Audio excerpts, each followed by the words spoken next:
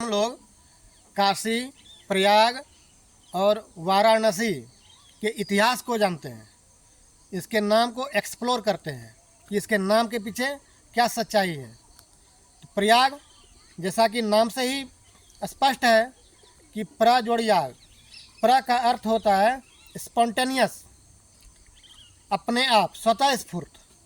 जैसे प्रकृति है ना, तो प्रकृति में प्र जोड़ कृति, तो प्र का मतलब होता है अपने आप उत्पन्न कृति, अपने आप जो उत्पन्न हुई है, किसी ने बनाया नहीं, आर्टिफिशियल नहीं है, मैनमेड नहीं है, जो स्वतः स्फूर्त है, उस कृति को प्रकृति कहते हैं। उसी प्रकार प्र जोड़ याग, मतलब अपने आप जहाँ यज्ञ होता है वह भूमि जो अपने आप स्वतः स्फूर्त यज्ञ की भूमि है, वह भूमि जहाँ यज्ञ स्वतः स्फूर्त है, अपने आप होता है।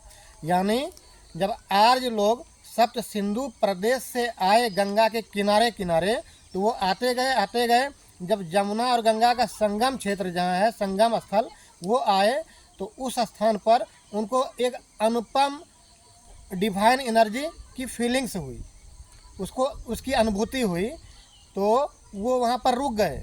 उसकी छटा, उसकी कृति, उसकी गर्म, उसको देख करके, प्राकृतिक छटा को देख करके उनको लगा कि उस भौगोलिक क्षेत्र में जो प्राकृतिक उपज थी उसमें कुश यानी काशी, तिल, जौ, ये सब जो है अकूत मात्रा में वहाँ पर अपने आप स्वतः स्फूर्त अपने आप उपज उसका था। तो जैसे उस क्षेत्र, संगम क्षेत्र में आए आर्य लोग, तो वहाँ पर रुके और वो जो कच्ची सामग्री है हवन करने की, क्या, कुशा, जौ, तिल, तो इसकी वहाँ पर जो है पर्याप्त उपलब्धता थी, तो आर्यों ने हवन करना वहाँ शुरू कर दिया, यानी कि यज्ञ करना शुरू कर दिया, अग्नि कार्य करना शुरू कर दिया, और इसीलिए उस स्थान को प्रयाग कहा गया।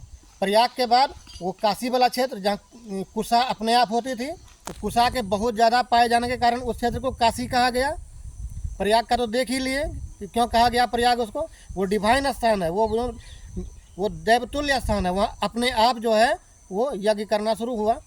अब हुआ वाराणसी, तो वरुणासी इति वाराणसी, वरुणा नदी के किनारे जो शहर बसा, तो आर्य लोग, चूँकि वहाँ प्रयाग का एरिया तो समतल था, वहाँ बाढ़ आ जाता था, तो उस क्षेत्र में एक ऊंचाई वाले स्थान को उन्होंने वाराणसी कहा। और उस ऐसी मान्यता है कि वाराणसी जो क्षेत्र है वो समतल ही, उसी लैंड लेवल एरिया में कुछ स्थान उठा हुआ है।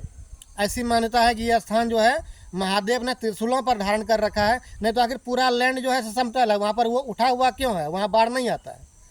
गंगा का समतली मैदान है, हर जगह तो समतल होना चाहिए, इक्विप्लेन एरिया है, तो वहाँ पर वो हाइट कैसे आया, इसलिए उसकी मान्यता है कि त्रिशूलों पे काशी, ये बनारस जो है त्रिशूलों पर है।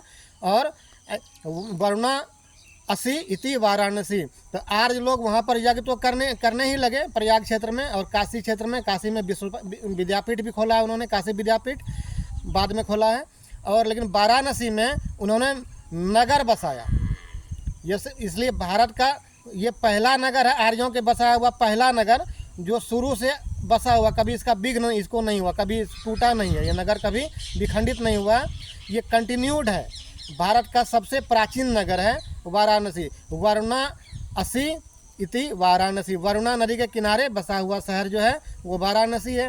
प्रयाग का तो दैव महत्व हम लोग देख ही लिए, डिवाइन इंपॉर्टेंस उसका क्या है, काशी का भी और बनारस का भी। इसीलिए ये तीनों शहर जो हैं ये हिंदू आस्था के हृदय स्थल है। गंगा यमुना जहाँ संगम हुआ, तो आर्यों ने देखा कि ये जो है हृदय स्थली है, और इसीलिए वहाँ पर जो उन्होंने अपना आश्रय, वहाँ पर अपना जो है वो होम एरिया, वहाँ पर रस बस गए वहीं पर प्रयाग क्षेत्र में, वो वहाँ पर आवास क्षेत्र बना लिया, और इसीलिए उसको हृदय स्थली का, हिंदू आस्था की हृदय स्थली, वो काफ़ी महत्वपूर्ण ये तीनों स्थान है। और इसके आगे अगले एपिसोड में फिर देखेंगे अगले।